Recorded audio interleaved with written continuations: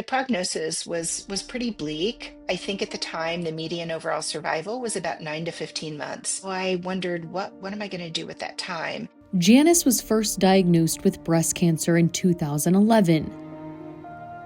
Following successful surgery and treatment, she gradually returned to her normal life. After about 2 to 3 years, we resumed life and started doing some of that traveling and had our first grandchild. I think we were speechless. 5 years later, the cancer came back.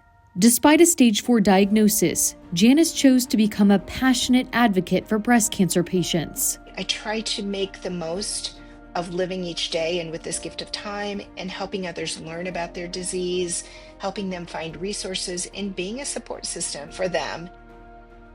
With her initial diagnosis, Janice, like many others with breast cancer, first discovered a lump. And I was due for my annual mammogram. And when I went to my gynecologist for my exam, which was the day before my mammogram, I told her about this tiny little lump. It was about the size of a very, very small pea, and it was tender.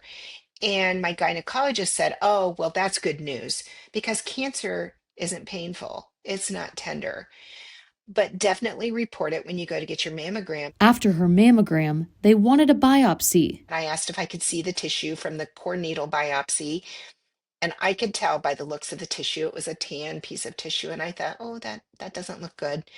Got the results a few weeks later, or actually, it was probably a week later, and found out that it was triple negative. I have no family history of breast cancer. I have a lot of cancers on both sides of my family, but no breast cancer. So I was the first, and it was kind of unexpected, to be honest, and especially since my gynecologist had made the statement that cancer's not tender, it doesn't hurt. I thought, oh, well, this is just something I'm gonna, report, and I'll be on my way. Unfortunately, that wasn't the case. Janice was diagnosed with stage 1 breast cancer. What the plan was to do a lumpectomy and then radiation followed by chemotherapy. I had a radiation called brachytherapy where they actually insert a little balloon into the lumpectomy cavity, and it was twice a day for 5 days, and these little radiation beads get shot into that balloon, so it more or less radiates the lumpectomy cavity directly instead of external beam radiation.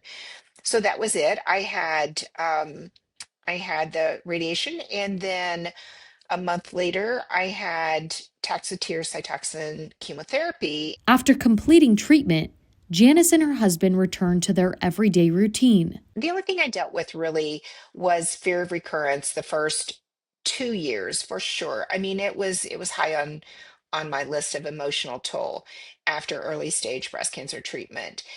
And knowing that triple negative, if and when it reoccurs, it usually happens within 2 to 3 years after your early stage diagnosis. Once I got to that third year, I kind of started breathing a little bit easier, thinking, okay, this is good. I think I can live my life now. What I didn't know at the time, and my oncologist did not inform me of, was that 30% of those with early stage breast cancer are at risk for a metastatic recurrence at some point in time in their life. I started living life again. My husband and I were traveling. We were going to visit our kids, our new grandkids. Um, and I sort of put breast cancer in the rear view window. I mean, rear view mirror. It wasn't front and center in my mind anymore. And then I went to my 5-year follow-up appointment, which was my routine appointment, and I had reported bone and joint pain to my oncologist. Janice's oncologist ordered a PET scan to ensure the cancer hadn't returned. My husband and I went in. My husband has been to every single appointment with me except for one over the last 9+ years, actually 14 years. And so my oncologist sits down on his little wheeled stool, rolls over, takes my hands, his knees touching mine, has tears in his eyes, and said, "I am so sorry." He said, "Your PET scan shows recurrence of disease." And so I was very fortunate that it was what is known as oligometastatic disease. So I had a very low burden of disease. Mine was regional lymph nodes in the same side that I had my original breast cancer, as well as a hilar node on the contralateral side. It was that hilar node on the right side that staged me at 4.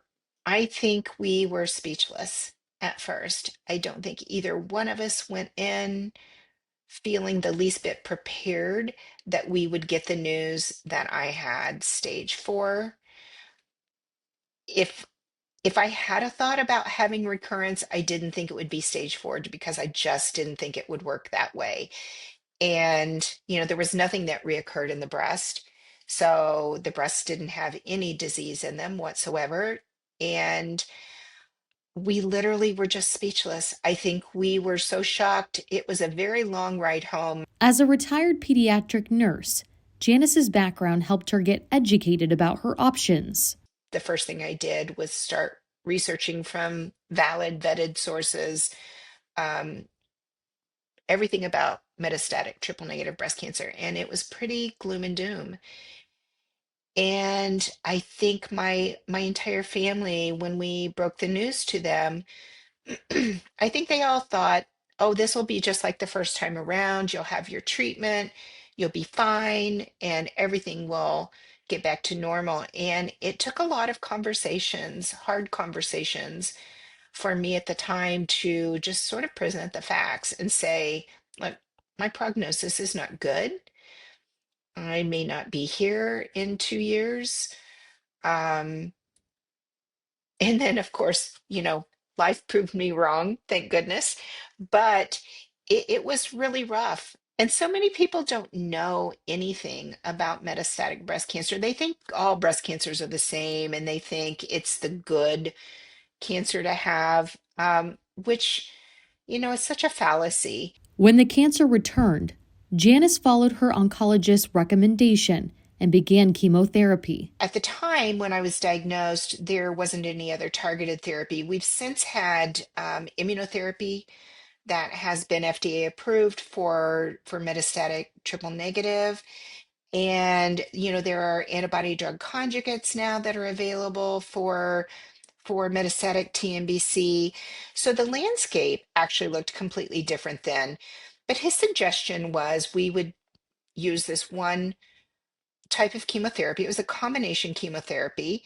And then we would scan after my 4th cycle, which would have been like 4 to 5 months later, and see where we go from there. And so in February of 2017, I had my next scan, still showed no evidence of disease. And so I thought, okay, we'll start on something now. And basically he gave me the same reason. He said, there's nothing visible to treat.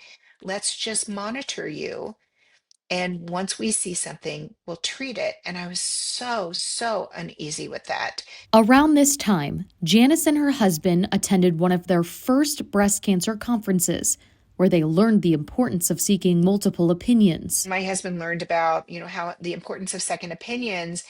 And I thought, okay, that was really my main goal, was to get second opinions and say, is this the right path to go? And then we flew to Houston to see a breast medical oncologist at MD Anderson that had been recommended to me. So I scheduled an appointment with her, and we stuck with her. My husband and I both absolutely loved her and really felt like she was a good fit in every way. So I have been seeing her since 2017. In fact, I go back in November. This is my first year to only have annual scans.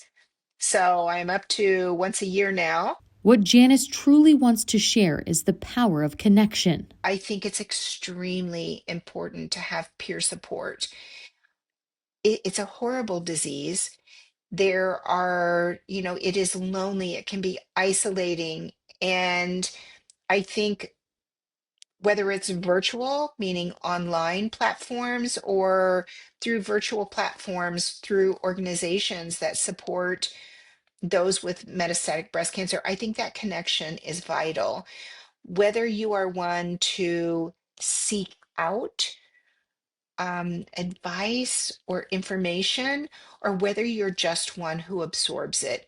I think there's a space for everyone in the community for that. And I've seen both the good and the bad.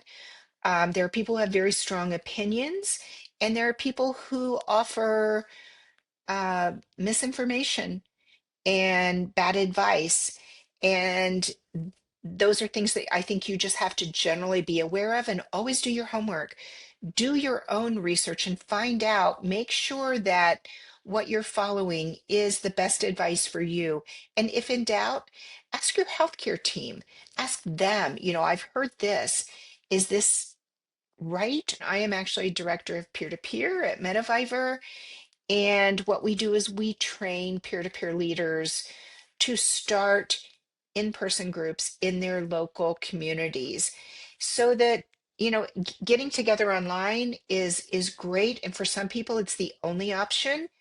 But I think what we do in these in-person peer-to-peer support groups just can't be replaced. For Janice, there's a clear difference between being newly diagnosed with metastatic breast cancer and living with it for many years. So I founded a Facebook group for those who are newly diagnosed with metastatic breast cancer.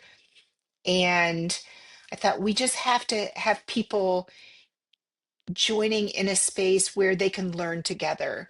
And so it's just for people who are within 2 years, 24 months of their diagnosis, but they're all in that same headspace, or at least those who are brand new to it. They can connect with others who are also brand new to their diagnosis, and not feel that, they have to put on that brave face. They have to know everything about their disease. If they don't know what the name of a treatment somebody's talking about, or a subtype someone's talking about, they can ask without fear that, because although there is no such thing as a stupid question, I think when you're in a group, even I felt stupid not knowing certain things when I first jumped into these groups. And I thought, we need to have a space for that. As Janice explained, the treatment landscape for stage 4 breast cancer is constantly evolving. I think for patients, it feels like it moves terribly, terribly slow, and that we're not making any progress. However, if I look back to my original diagnosis 14 years ago this month, and then look at where we've come even in the last 9 years since my metastatic diagnosis, there have been so many new FDA drug approvals that have happened, many, many targeted therapies in that time frame. And I feel like the research has moved a little bit quicker. Um, I'd love for it to move even faster than what it has.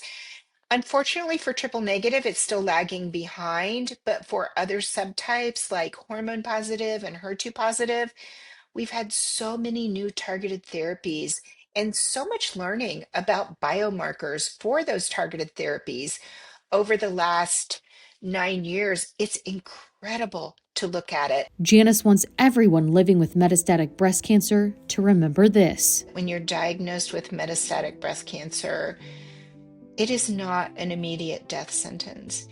And I think there is hope if you look for it. I know that it's hard. It's very, very hard. Learn as much as you can about your disease in particular. Learn as much as you can about treatments that are available for your disease. You don't have to learn about everything. You don't even have to get involved in advocacy, but self-advocate. You need to be your own best self-advocate, and that requires having just some basic knowledge about your disease and treatments that are available for your disease.